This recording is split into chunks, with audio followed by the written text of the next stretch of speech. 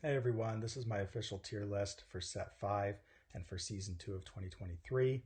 I've put the top 100 characters into this tier list. There's actually 123 characters in the game.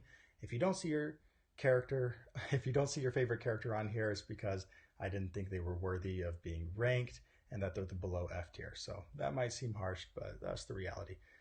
Let's start here in S tier. I've got everything ordered with set 1, set 2, set 3, set 4, set 5, so that's easy to find the character that you're looking for. And I'll just go into a little bit of my hot takes. First hot take, I think, is that Asui is back. I think that her not making top cuts in 2023 so far was more due to underrepresentation than not being strong. And now I think she gets some really interesting tools from Amajiki and Nejire's kit and the UR from Yu Hojo's kit. I think Order is still around, Shigaraki and Fourth Kind. I have not heard of an errata yet to Recovery Girl, so an errata might be coming out, which would, of course, change this tier list, but I would still put her in the S tier. And then the set 5, I've got both starter deck characters in here, Overhaul and Mirio. Overhaul, I suspect, won't make top cuts at the beginning of the season, but will make top cuts in the later end of the season. I think he's going to take some practice. I think it's going to take some time for everybody to get that maximum Overhaul promo card, but I think eventually he's going to be a consistent person at the top of events. Mirio, my hot take is that I think he's the best character in the game. I think he has a solid shot at being the best character in the game. I think good punches have the strongest attack lineup in the game. The only problem has been that they're mid attacks and slow speed. Well, Mirio negates that by making them mono zone and getting to change them to lower high. He gives everything 2 damage, so he's a very, very aggro 6-hander. But he's got an amazing defensive ability as well that I think will make him really, really consistent. He gets to commit, discard a momentum, taking attacks damage down to 0. So he's very hard to kill, and he can kill you very easily. I suspect Mirio, we're going to see multiple Mirios in the top cuts of this upcoming webcam RLE. And if Mirio doesn't make it, I will be absolutely shocked, and I promise I will eat a can of spinach. I'll film myself and I'll put it up here. There's absolutely no way this character doesn't make top cuts here in a few weeks. All right, A tier, these are characters that I think probably will make top cuts, and I think they're very, very strong. Maybe I've got some home bias putting in my favorite character, Todoroki 1. For the set 5 characters, I've got Nejire Hado. It's hard for me to imagine a 7-hander that gets to gain back health as much as she does and give stats to her attacks and give minus speed. It's hard for me to imagine this character being anything less than A tier. Midoriya is basically an 8-hand size character on 30 health. He does struggle to kind of building up his board, but in longer games, I think he'll do really, really well. And then Rappa just gets to pass his checks for everything, play out his hand. If you can find a way to put more damage on your attacks, then I think he's very, very solid. I haven't had success yet in my playtesting of him, but I think a better player than me could come around and take this character to top cuts.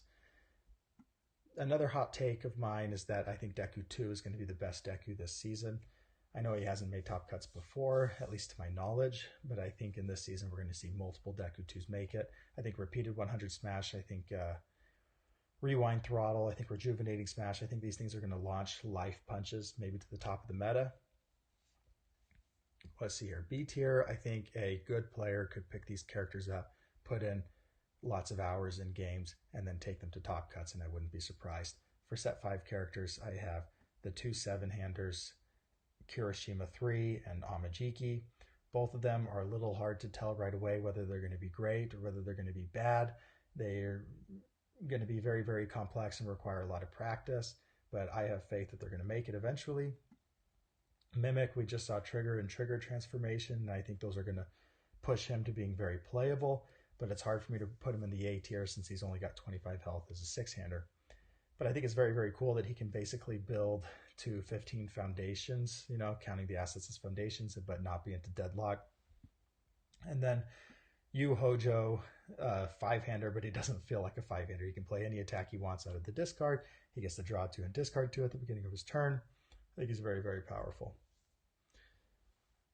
I don't think I have any other hot take characters in the B tier. I don't think any of these would shock anybody. C tier is, I would be surprised if they made top cuts. Not that it's impossible, though. I would just be surprised. Of course, we've already seen Uebami and Ida 1 make top cuts this first season. I I think Stain 2 could definitely make some noise eventually.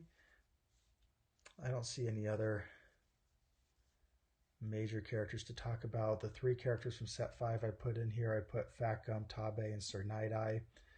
I think each of these is, maybe I put them here because I just think they're a little boring, but I can't really I can't say that they're bad. In the D tier, I have characters where I would be shocked if they made top cuts. Of the set 5 characters, I've got Toya, Dedero, and Rikiya. I think each of these are very interesting, especially Toya. I just don't think he quite has the damage pump and the defense to make it consistently.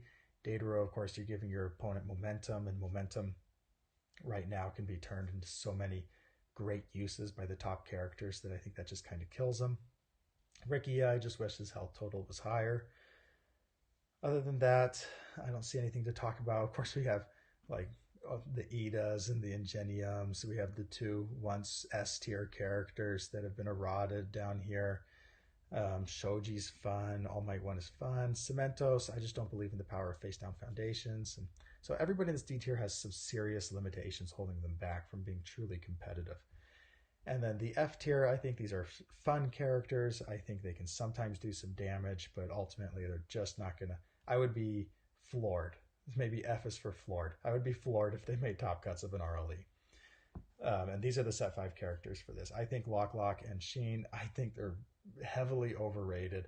I don't see them making any noise whatsoever.